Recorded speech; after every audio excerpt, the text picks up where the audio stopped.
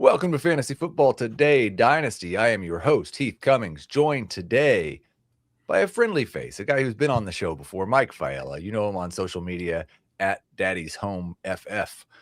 Mike, thank you for being here today. Tell everybody where they can find your work. Sure. So I am at Dynasty League Football, where I do all of my Dynasty content writing. Sirius XM, I do a lot of guest spots. And then obviously you can always find me just messing around on X, Blue Sky, all the social medias at Daddy's Home FF. On today's show, we are going to talk about the state of the tight end position. We did quarterbacks last week. We've got tight ends today. We'll get to running backs and wide receivers after this. But we will go over my top 12. Mike will tell me where I'm wrong. We'll talk plenty about what some of these potential coaching changes say and our favorite sleepers towards the end of the show. But we generally start with 3 questions for our guest. And so, yes, I'm going to fall into the Adam Azer trap. It's the day before Valentine's Day, Mike. Who is your Dynasty Valentine? So I actually thought about this, Heath, because obviously I got the question last night. So I was thinking about it overnight. I think it depends on how you define love. And for me, it's about feeling safe. It's about feeling invincible when your partner's with you. And nobody defined that last year more than Trey McBride. You would go into a Monday night matchup down 30, 40 points. It never really mattered because you knew he wasn't going to let you down. You knew he had your back. You knew he loved you, and you knew he was going to come through for you. So I don't know anybody who would define fantasy Valentine more last year than Trey McBride, our tight end one with the bullet. And I thought it was a perfect fit, obviously, for this show about tight ends. So I'm going to ask a follow-up on McBride, and we'll kind of talk about him a little more in reference to Brock Bowers. But one of the questions I have for you is how much later in the show, how much Drew Petzing matters for Sam Laporta. Does him leaving Arizona matter at all for McBride moving forward? It matters a little bit. I mean, obviously, I think the bigger concern is not knowing who's going to be under center, but obviously without knowing who's coming in, what the system's going to look like, I just think McBride has that factor where nobody isn't going to use him. I mean, he is just so talented. So it's not as though Petzing was like, oh, maybe I should try this, somewhat talented guy. McBride is such a stud that I think really any system is going to work for him. I do think when we get to that question about Bowers, there is a little concern there, a little question mark, but I don't think it's a huge one as much as people might make it out to be. So we have a long-running joke on the main show and this show as well that every time we start talking about how deep the tight end position is, it turns back into the awful atrocity that it is. But this time feels different, Mike. Is the tight end position actually deep in Dynasty? It is not. Realistically, if you take a look at the tight end position, you have 7 that you truly feel good about. I mean, barring a medical miracle for Kittle, which would make it 8, you really have 1/3 of your league is not going to be happy about their tight end. They're going to be doing dart throws. They're going to be streaming. I think realistically, we're looking at 7 now. I don't consider that deep, and I think people have gotten way over their skis with thinking that every year 2 or 3 dynasty studs is going to come out of each draft. I just don't see that being the case. I think the real question, because we all feel great about Loveland, Fannin, Warren, and there's a lot of other tight ends from last year's class that people are hopeful for. We're going to talk about several of them today. Guys like Aronde Gadsden, guys like Mason Taylor, guys like Terrence Ferguson, and others that guys are kind of hopeful can become low-end starting tight ends maybe. But yeah, I think it probably feels deeper, but I would agree it's probably not actually deep yet. How much does it matter to you? And maybe this will change the depth of the position in some regard. How much does it matter to you who lands in Atlanta with Kevin Stefanski? Really not as much as I think people are making it out to be. I mean, the fact is, it's a team with an established wide receiver one with size who is a red zone threat, an amazing running back one who's also outstanding at catching passes out of the backfield, and then a huge question mark at quarterback. So I think when you look at Stefanski coming, people are seeing what he did, obviously, with Fannin, with Njoku. But the fact is, you're still talking about Michael Pank's third option. It's not as enticing as people want it to be. When we look at the Atlanta team as a whole, and you look at Pitts' breakout, it came with Cousins, it came with London injured. So I think we're really hyping a spot that doesn't feel like it's going to be fantasy gold. And I truly think that it's going to be a disappointment when people overinvest in the Atlanta position, whoever does happen to land there. One of the reasons that I have people on this show to talk about these types of things is to hear opinions that are maybe a little bit different than mine. And so I appreciate that breakdown. I think it probably, like, if it's David Njoku, it probably doesn't matter that much at all.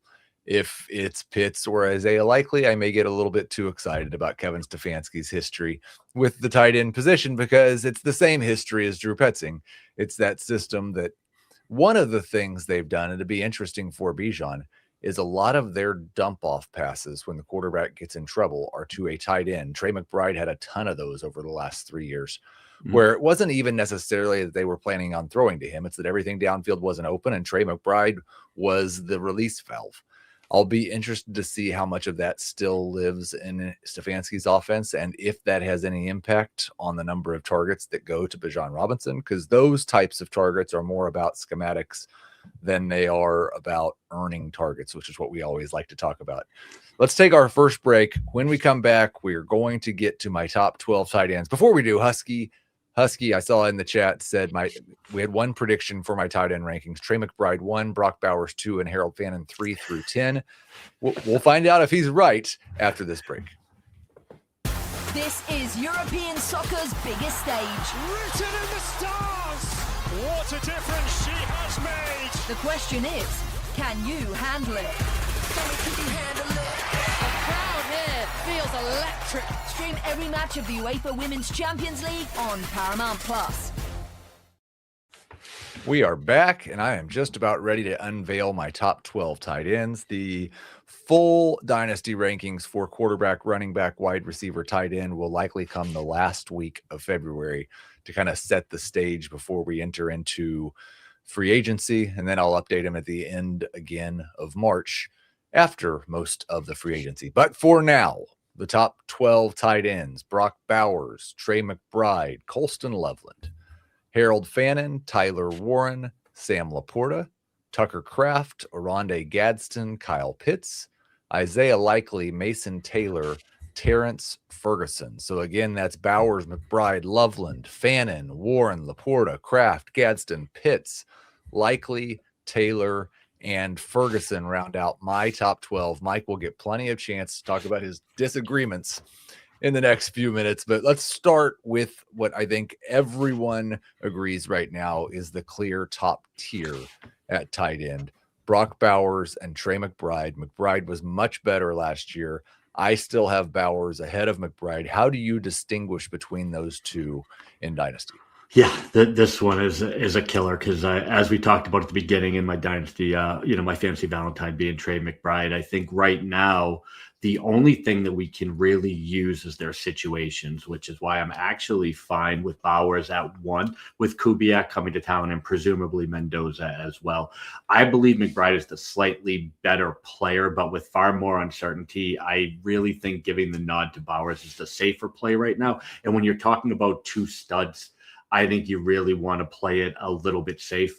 This offseason, depending on what happens in the next couple of months, I could see that flipping just a little bit. But right now, I think Bowers being number 1 is the smart play, just giving the certainty that he has with this situation for years to come. I'd also say if you view these guys as pretty similar, the fact that Brock Bowers is going to be 23 in week 1 of this season, Trey McBride's going to be 26. That right there might be enough of a tiebreaker if you just wanted to break the tie that way. I think there's maybe a little more upside for Bowers now that McBride's lost Petzing, but it's hard to say anybody has more upside than Trey McBride after what he did last year. The next 3 in the rankings were all rookies last year: Loveland, Fannin, and Warren. Do I have those 3 second-year tight ends in the right order?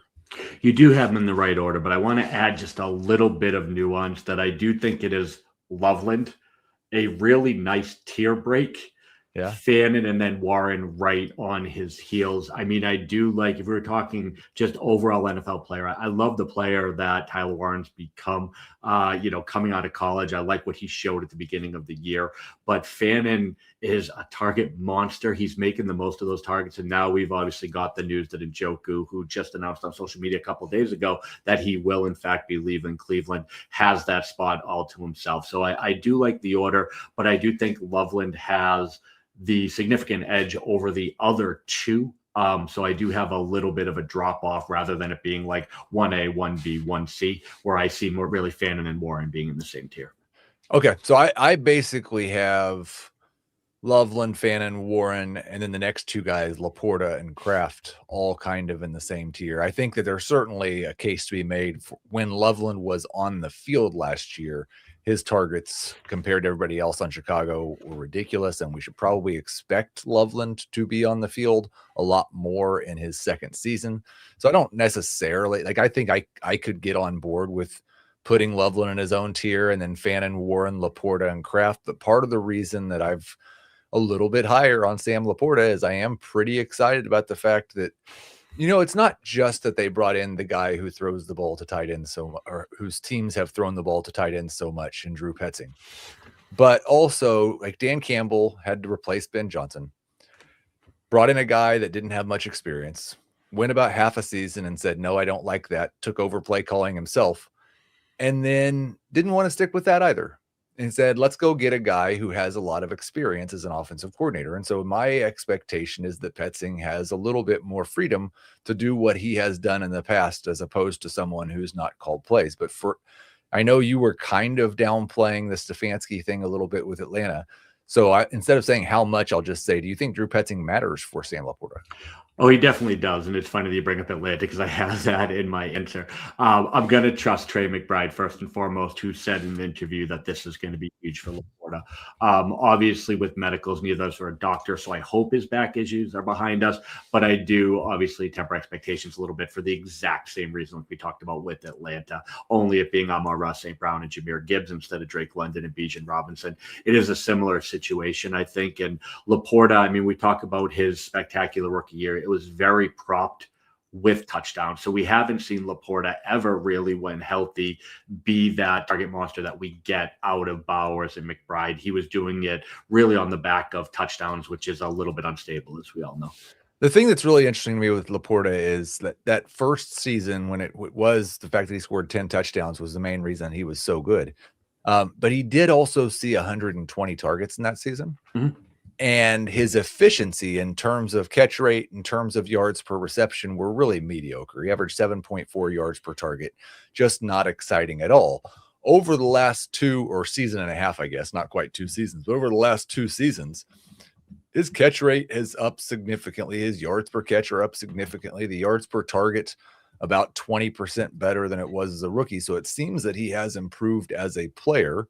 The pass volume hasn't been quite as high, and the target volume hasn't been as good. So I'm a little bit hopeful that with Petzing there and a few more designed targets to the tight end, if he can maintain that increased efficiency that he's shown the last 2 years, then 120 targets over a season for Sam Laporta could look much different than it did as a rookie.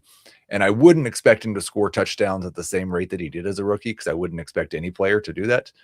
At the same time, I would expect a tight end playing for the Detroit Lions to score touchdowns at a higher rate than most tight ends, because he plays for the Detroit Lions and they score more touchdowns than most teams. So it'll be interesting to see just how much, if at all, Laporta's target volume is impacted by Petzing. But I do have him right there with Tucker Kraft, right behind that trio of second-year tight ends.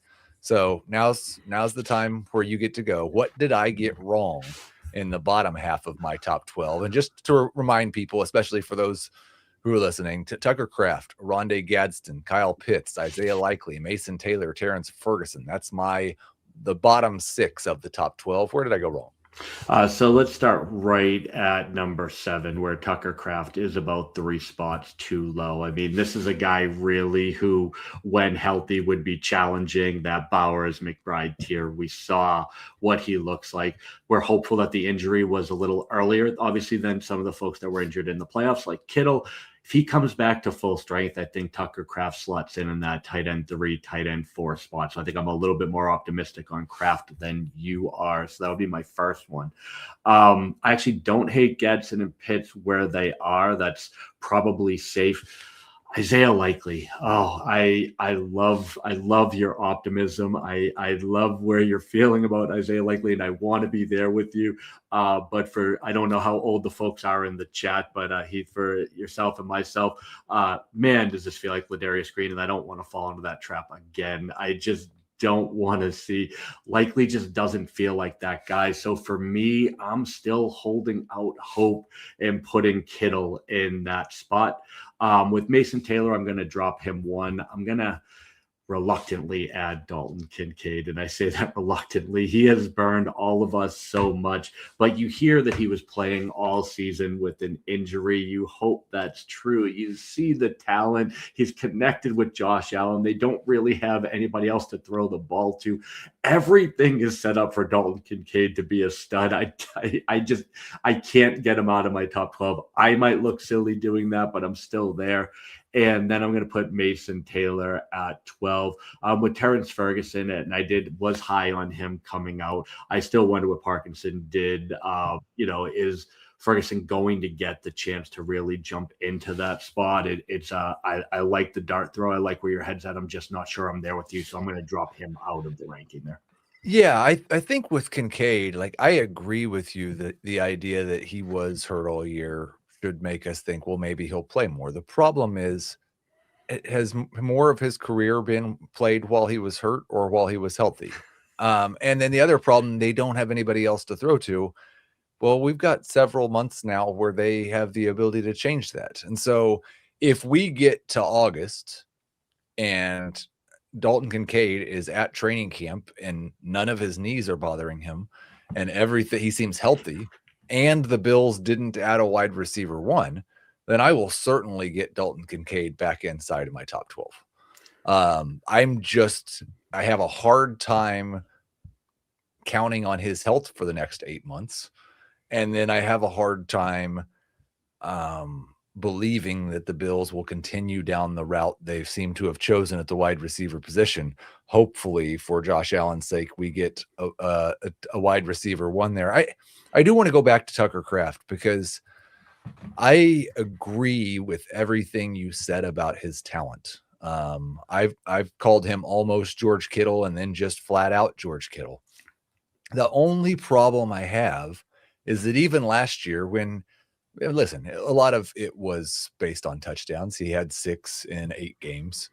But even last year, the targets, he was on pace for 93.5. Mm-hmm. And that's the way Matt LaFleur's offense works. Like guys just don't get 100, 110, 120 targets. And so I can see if Kraft has a good touchdown year, how he can finish as a top 3 or 4 tight end. But I think you have to count on that for him to get there, at least in the system he's in right now. He's young enough that we can hope he gets into a different system. But then again, I'm not sure the efficiency holds up if he's not in that LaFleur system. So that might be a little bit difficult. I think we should spend a little bit more time on Dalton Kincaid and just kind of like and probably Terrence Ferguson too, the guy that I put in the top 12. Mm-hmm. How much does it matter to you at the tight end position that a guy can get on the field for 75% plus of the snaps? We got a lot of these move tight ends that just aren't going to play in a lot of plays. Are those type of guys more inherently risky if they're only going to play 40 or 50% of the snaps?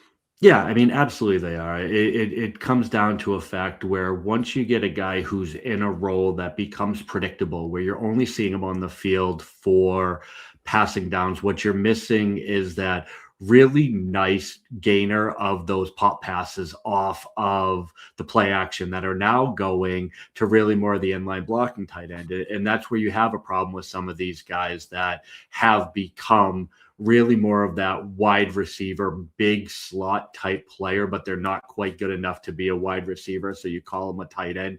It really becomes dangerous when you're not on the field, when you're not the primary guy getting on there, which is why obviously we talked about guys like Kraft, guys like Kittle, who have made a career out of just being on the field when they have to be, like being able to block. When you look at those really good tight ends, then you look at the unicorns that we have at the top. If you're not in one of those categories and you're just showing up 50% of the passes, you're going to be getting what are we talking about, maybe 80 targets? And with that, it's going to be predictable what you're doing, what types of route you're running. It becomes really hard to have those boom games that really make a tight end season if you're not getting those unpredictable, wide open 25, 30-yard games because it looked like you were going to do a running play. It looked like you were going that really heavy personnel, and all of a sudden the tight end breaks that first line. I think that's the scary part when you don't have a guy in on those plays. Let's take our second break. When we come back, we're going to ask some questions about win now veterans, some guys that we expect to move into the top 12 in coming years. I've also got a question about Gunnar Helm already. If we don't get to him, we'll get to that question at the end of the show. If you have questions about other potential tight ends, feel free to put them in the chat, and I will see if we can get to those after we get to our next questions after this break. When you need your sports news all the time, we've got breaking news to bring to you. CBS Sports HQ gives you a snapshot of all the sports that matter to you. When you need your sports in a snap, find it on CBS Sports HQ, streaming free anywhere you are. We are back, and you mentioned already that you would have George Kittle in your top 12. I'm a little bit concerned, obviously, about the health and the age, and the fact that the yak kind of disappeared last year. Like, that resemblance to Tucker Kraft disappeared for George Kittle, and he just scored a bunch of touchdowns, so it was still okay for fantasy, but he didn't do it in the same way. And I get nervous about older players when they lose yak. Is that going to come back in the next year? And that's even more interesting thinking about his age. But are there any, besides Kittle, do you have any favorite win now veterans that are not in the top 12? It's funny. I feel like I answer this the same way, and I have for like 4 years in a row now, and it's Hunter Henry. I don't know what else you have to see from Hunter Henry to think that he's like that kind of perfect, really, really late round tight end. Right now he's going around tight end 22 to 24, so he's almost not even a backup in most leagues, but he's putting up numbers that are bankable. And what it does is it really allows you to pair him with one of the guys we talked about, Heath, in the bottom half of your top 12 that you're banking on a little bit of upside, whether it's Gadsden, whether it's Kincaid, whether it's Likely, whether it's Terrence Ferguson. You can take a risk on one of those guys if you solidify the position with someone like Hunter Henry. So that's like the perfect pairing of upside with solid play. And Henry's been a bankable tight end now for years. And honestly, I don't see a reason to think he's going to be slowing down next year. Yeah, a couple of guys that are a little bit younger that are in that similar range. I think Juwan Johnson in New Orleans, especially if they don't make another significant addition at wide receiver. Jake Ferguson for Dallas is a little bit more expensive probably. And then Dallas Goedert, it sure sounds like he's going to the open market. With guys like Likely and Pitts and Dallas Goedert, are we really just kind of sitting on these dynasty assets that could swing wildly in one direction or another? Or do you think that no matter where they land, they're probably going to be similarly ranked to where they are now? I think you're going to have it be pretty close with a couple of the guys you mentioned. I think the fact is when you look at a Pitts or a Goddard that, hitting the open market, you have to believe that the team that signs them intends on using them. And the player signs in a spot where they believe they have a role carved out. So could it be a bit of a swing? Of course, but you have just as much potential to go a little bit further up than you do going down. But I think both of these guys are solid enough if they hit the open market to believe that they're at least going to get a similar role. I just don't think that you're paying too much that it's risky. If you were talking about somebody that you were taking in like the first 6 rounds of a startup, I'd say, why introduce any risk? But at this point, injury, change in role, a draft pick is just as much risk as these guys going to a different team. I just think that's part of the offseason. When you look at the guys ranked just outside of my top 12, you get a lot of young guys like AJ Barner, Theo Johnson, Gunnar Helm, at maybe even for some people, Elijah Arroyo, Jatavian Sanders, Ben Sinnott. Of those young guys, who do you think is the most likely to, in the next 12 months, make the leap into the Dynasty top 12? Man, this is really a tough one for me because I wanted to, prior to the playoff run, I wanted it to be Elijah Arroyo. I think the physical talent is there, the draft capital is there, everything was setting up, and then Barner obviously did what he did in the playoffs. So he's still that kind of dart throw that I like. And then the other one who's right on the cusp of, I guess you'd say, the young guys, because he is 25, so he's a little older. Right. Theo Johnson, but Brenton Strange is the other one that we've seen productivity from him when he's healthy, and now in this Liam Cohen offense, if he can get to be really that player. I mean, they've come out and said outright they don't have a wide receiver one right now. He's in a spot where Trevor Lawrence just looks like he's starting to ascend to where we thought he was going to be. That's another guy that I think could easily make that jump and be in that top 12 should he stay healthy and get what we've seen for target share from him when he's in the game. Are there any tight ends who might be on the waiver wire that you'd like to make a dart throw on this offseason? Yeah, so for me, I mean, players that are on the waiver wire, we talked about the first one, which is obviously Njoku. The second one that I'm picking up everywhere that I can is Michael Mayer. And the question is, does he get moved this year in the last year of his deal, or is he a potential hold as he's a 27 free agent? This is a talented player who's just buried behind what's unfortunately the best tight end or the second best, depending on your rankings in football. But this is a guy, when you're taking a look at, I always like to look at the contracts and what are the possibilities of movement to change the situation. Mayer's a guy that I'm picking up everywhere and stashing with the hope that he's in a situation where he's going to get more play. No, I think Mayer is an excellent one. I know somebody in the chat had mentioned Jackson Hawes as a sleeper. And there was a period of time, probably because of Kincaid's health, where Hawes played more snaps than Kincaid. And I do think that there's a chance that he just becomes the guy that plays that role. Probably not next year, so it's probably an extended term hold, and it's definitely for deeper leagues only. But I did like that Jackson Hawes sleeper call out, and definitely somebody that you can get off the waiver wire in most of your leagues. Do you have any thoughts yet? And it's still early. We're early in February, but do you have any thoughts yet on this rookie tight end class? Yeah, I don't think much of it, to be quite honest. So what you have is obviously Kenyon Sadiq is the tight end one. I don't think anybody is making a play for that spot. He's usually the only tight end I see drafted in round one, and in most of the mocks I see, he's drafted in the top half of round one.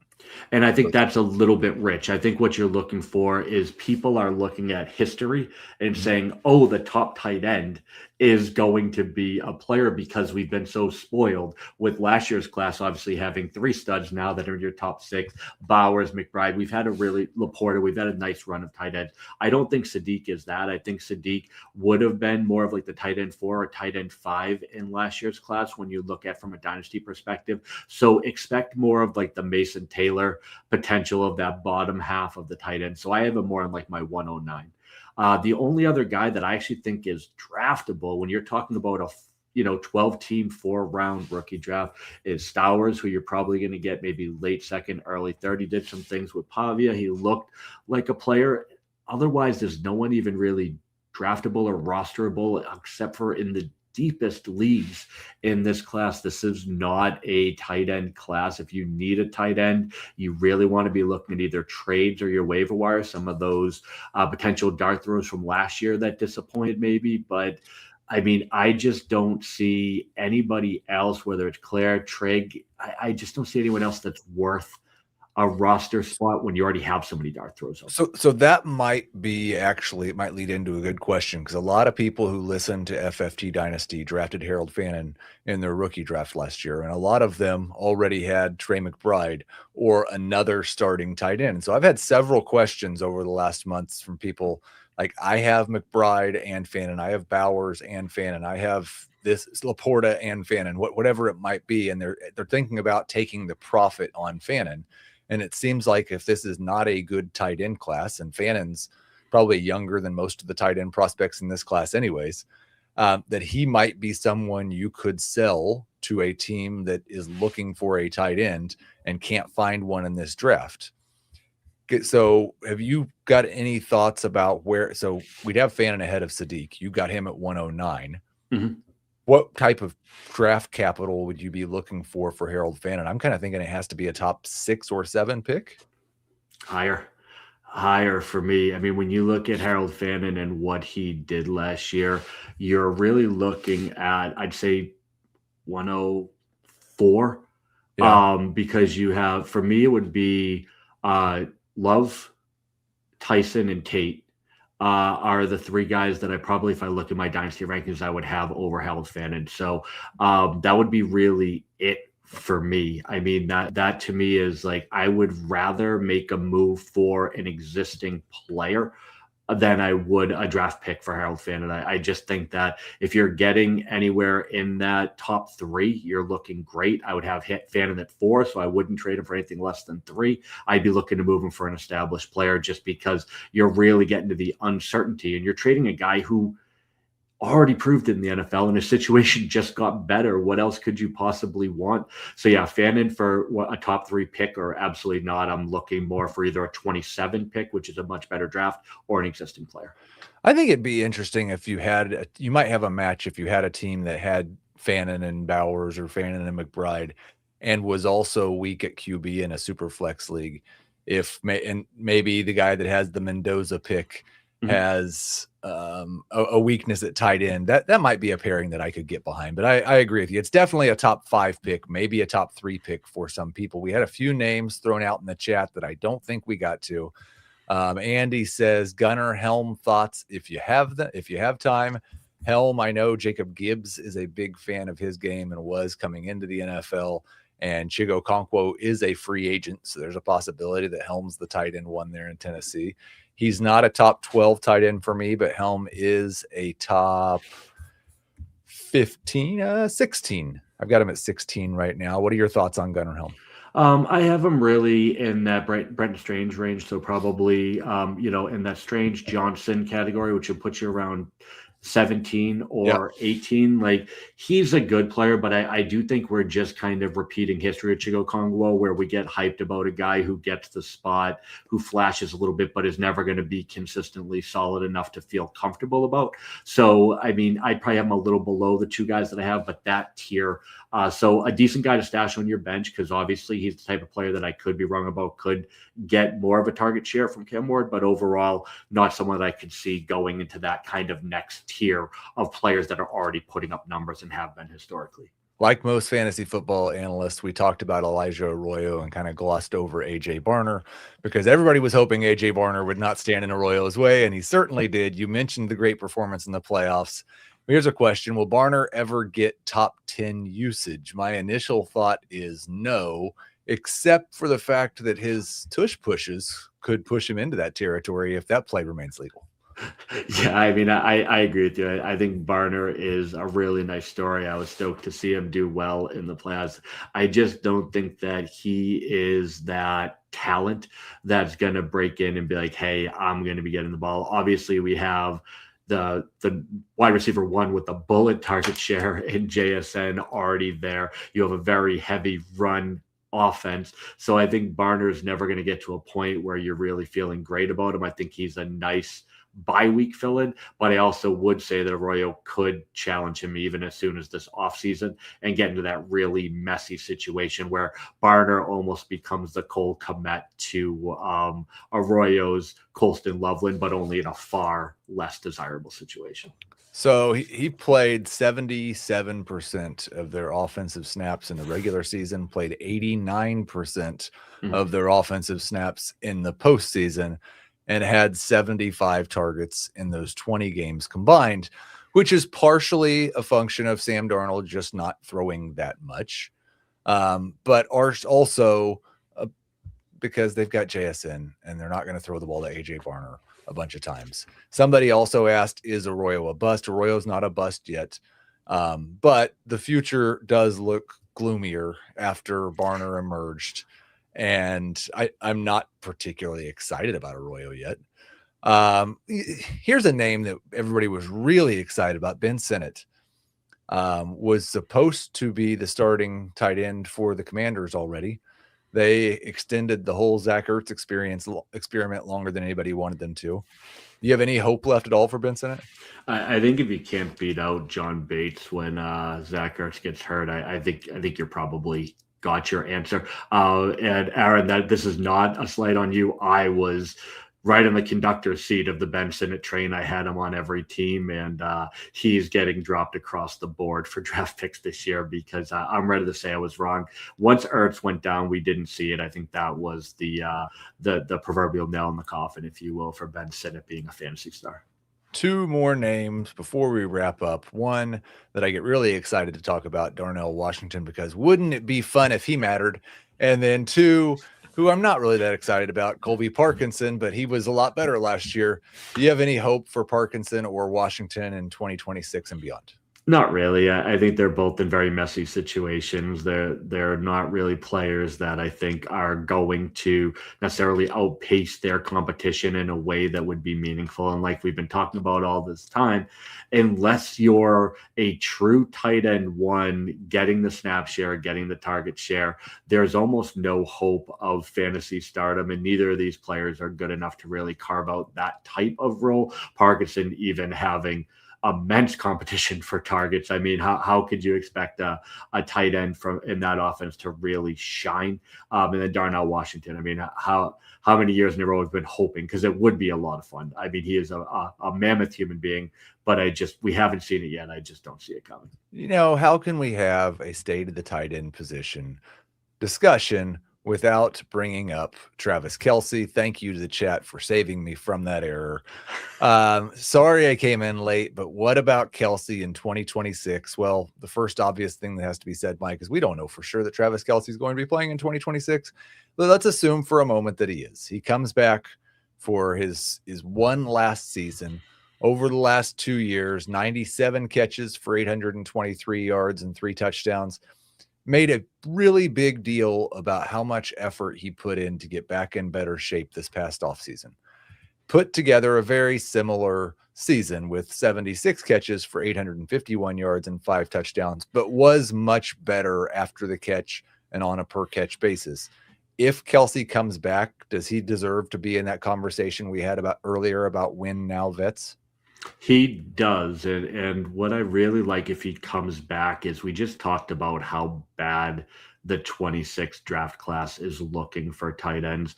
So grabbing a guy like Kelce and just holding out for the following year isn't a terrible play, but you're talking about a guy who's worth a dart throw 3rd round pick at this point and no more, because at most you're getting one season out of him.